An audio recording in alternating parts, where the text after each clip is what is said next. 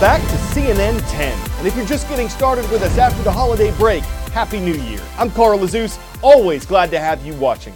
An event is taking place tomorrow near the border between North and South Korea that hasn't happened in more than 2 years. High-level representatives from the North will meet face-to-face with high-level representatives from the South.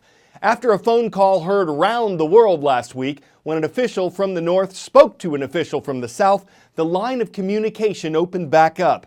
South Korea suggested that North Korea hold talks in person, and the North accepted. And according to the South Korean Unification Ministry, a group that works toward diplomacy with its northern neighbor, the topics will include, quote, issues related to improving inter-Korean relationships, including the Pyeongchang Olympic Games.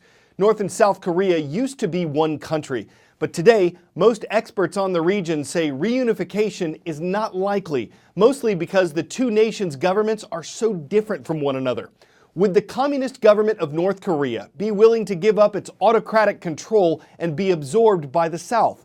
Or would voters in the democratic country of South Korea choose to be ruled by the northern government? Those answers are almost certainly no. But the fact that the two sides are talking in a setting that's unlike anywhere else in the world is considered a breakthrough.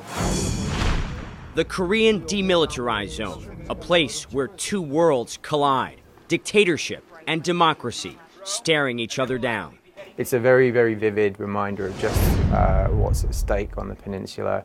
The first official talks in 2 years between North and South Korea will be held in Panmunjom, the so-called truce village, straddling the 38th parallel, the tense dividing line between two neighbors still technically at war. Delegations from both sides of the DMZ will be sitting a stone's throw away from the path a North Korean soldier took in November in a dramatic defection, shot 5 times, running south. The talks will take place in Peace House, one of 3 buildings in the truce village built specifically for discussions like this, 2 in the south, 1 in the north. Sometimes the two Koreas have disagreements over which side the talk should be on. This time, they're on the south side. North Korean officials will likely pass through the same blue huts I first visited in 2015, the year the last round of marathon talks took place, lasting some 44 hours, nearly 2 days. In favor of armed intervention. To understand the DMZ, we need to go back to the end of World War II. The Soviets and Americans divided Korea just like they did Germany. Most historians say the communist North tried to get it all by invading the South. The North says it was the other way around. Technically, the war never ended. An armistice agreement put both Koreas back on their side of the dividing line. A standoff nearly 65 years and counting. Today, North Korea is facing its toughest sanctions ever over leader Kim Jong-un's rapidly advancing nuclear program. For the North Koreans, the motivation to take part in these talks is undoubtedly due to the pressure that is building up on the country. Pressure that only stands to increase in 2018 unless both sides find a diplomatic path, a path that begins here in Panmunjom. A painful reminder of the region's both sides find a diplomatic path, a path that begins here in Panmunjom. A painful reminder of the region's violent past, tense present, and uncertain future. Will Ripley, CNN, Seoul. An uncertain future.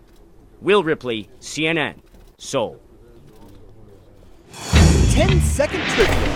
What is the only company in the Dow Jones Industrial Average that was one of its original stocks in 1896? General Electric, Travelers, JP Morgan Chase, or Coca-Cola?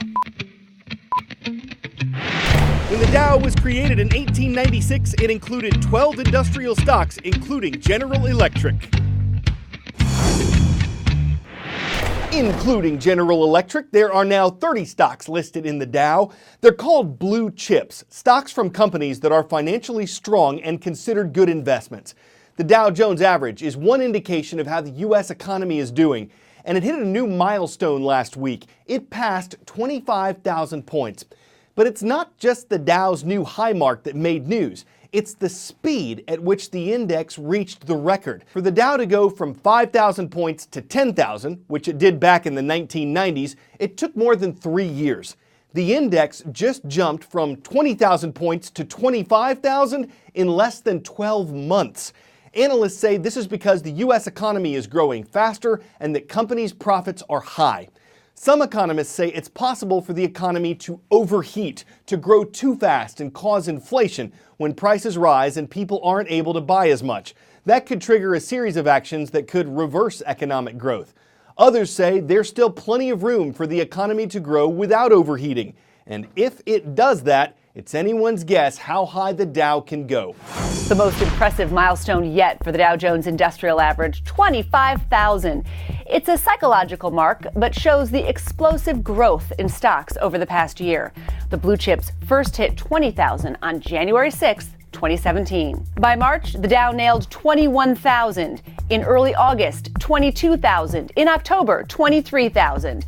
Just 30 trading days after that mark, 24,000. Two key developments driving this 8-year-old bull market ever higher. First, President Trump's big push on tax reform. Investors cheered as Congress delivered a bill to the president's desk before Christmas. Corporations are a big winner, and Wall Street is betting companies will use their new spare cash to buy back stock and beef up their dividends. Second, corporate profits. Companies are making money and investors are optimistic about the future. So optimistic, it seems nothing can stop this rally. Not a growing nuclear threat from North Korea, not the Russia investigation, not a series of interest rate hikes. Dow 25,000 is here. The question now, can Dow 30,000 be far behind?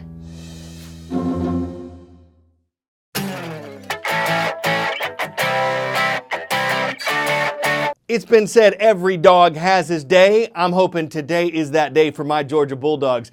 But Blakely is the name of a rescued Australian Shepherd who had his own day named after him by the city of Cincinnati, Ohio. Why? Because Blakely, who works at the Cincinnati Zoo, has served and succeeded as a nanny for a number of animals who are a far cry from his own species. It's today's 10 out of 10 and a great big story. Blakely has the most difficult job at the Cincinnati Zoo. He has to play with babies all the time. He's never shown any aggression or snapped. If he gets upset, kind of like any mom would, he just leaves the room. You are so cute. My name is Dawn Strasser, and we're at the Cincinnati Zoo and Botanical Gardens. Blakely is a 5-year-old Australian Shepherd. We got him from a rescue, and I use him in the nursery as a nanny or a companion dog. This is about you when you're taking a nap. Blakely's here for the main purpose of teaching the babies the correct animal cues as they grow up, so when they are introduced back to their own kind, they know what appropriate behavior is. He teaches them how to play and how to interact. I can tell them, no, don't bite me, but I'm not an animal, and I don't give the same cues that he can. So we make a great team. Smile for the camera. Yeah, smile for the camera. Blakely has worked with cheetahs, ocelots, a takin, bat-eared foxes, a warthog, wallabies, to name a few. He's working with 4 baby cheetahs right now. It's been a long 7 weeks for him with these little cheetah cubs, and he's, I think, tired because he's on alert for 24 hours a day. If they start making too much noise, he'll come and get us like, something's not right, something's not right. He's kind of like a second set of eyes for us too. A lot of times they still recognize each other, like Dale the Takin he raised. When they see each other, Dale will still run up in front and grunt at him, and he'll kind of jump up on the wall, and it's kind of like, hey, how you doing? He's beautiful. Thank you. Yeah, well, I like to think I have an office, but I'm pretty sure it's his.